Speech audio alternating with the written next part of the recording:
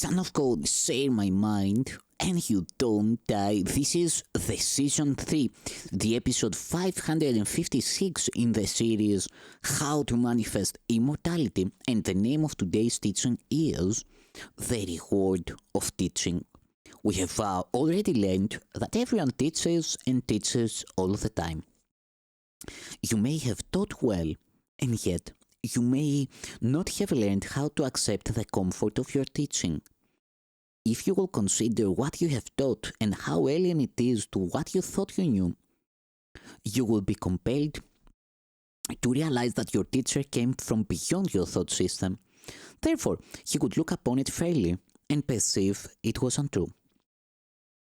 He must have done so from the basis of a very different thought system, and one with nothing in common with yours.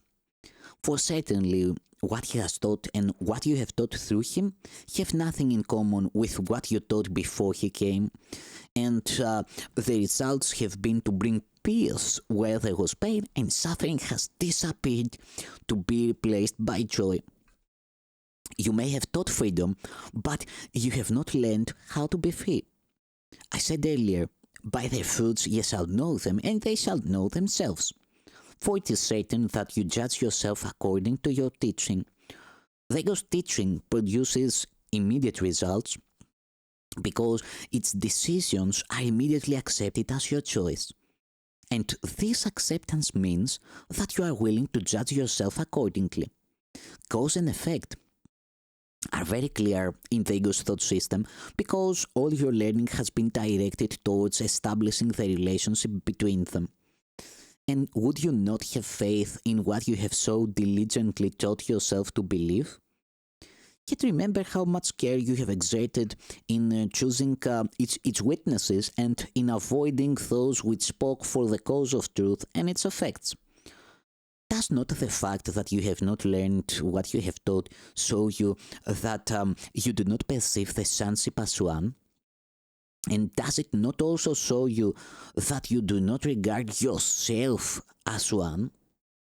For it is impossible to teach successfully wholly without conviction, and it is equally impossible that conviction be outside of you. You could never have taught freedom unless you did believe in it. And it must be that what you taught came from yourself. Yet this self, you clearly do not know and do not recognize it, even though it functions. What functions must be there? And it is only if you deny what it has done that you could possibly deny its presence. This is a course in how to know yourself. You have taught what you are, but have not let what you are teach you. You have been very careful to avoid the obvious and not to see the real cause and effect relationship that is perfectly apparent.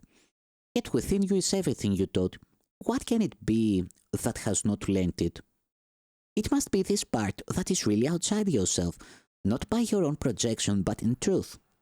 And it is this part that you have taken in that is not you.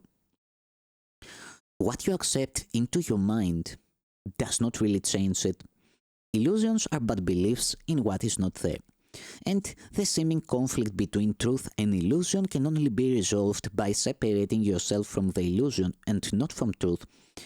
Your teaching has already done this, for the Holy Spirit is part of you. Created by God, he left neither God nor his creation. He is both God and you, as you are God and him together. For God's answer to the separation added more than you tried to take away. He protected both your creations and you together, keeping one with you what you would exclude, and they will take the place of what you took in to replace them. They are quite real, as part of the self you do not know. They communicate to you through the Holy Spirit, and their power and gratitude to you for their creation they offer gladly to your teaching of yourself who is their home. You, who are host to God, are also host to them, for nothing real has ever left the mind of its Creator. And what is not real was never there. You are not two selves in conflict.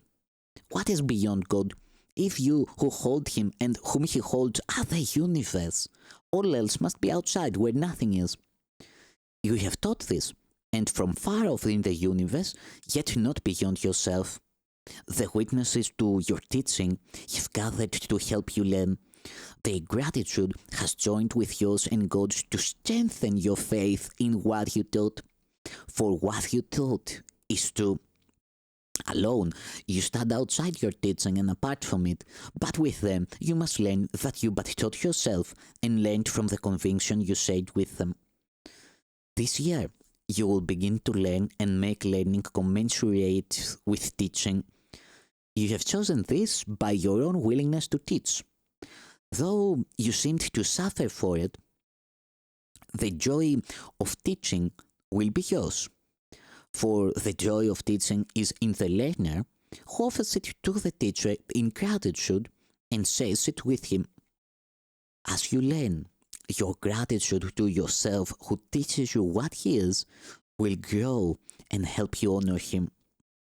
And you will learn his power and strength and purity and love him as his Father does.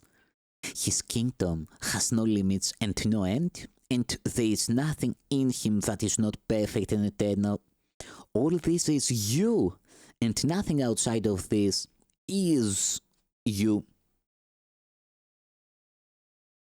To your most holy self, all praise is due for what you are and for what he is who created you as you are. Sooner or later, must everyone bridge the gap he imagines exists between his selves? Each one builds this bridge which carries him across the gap as soon as he is willing to expend some little effort on behalf of bridging it. His little efforts are powerfully supplemented by the strength of heaven and by the united will of all who make heaven what it is, being joined within it. And so the one who would cross over is literally transported there. Your bridge is builded stronger than you think, and your foot is planted firmly on it. Have no fear that the attraction of those who stand on the other side and wait for you will not draw you safely across, for you will come where you would be and where yourself awaits you. Thank you, son of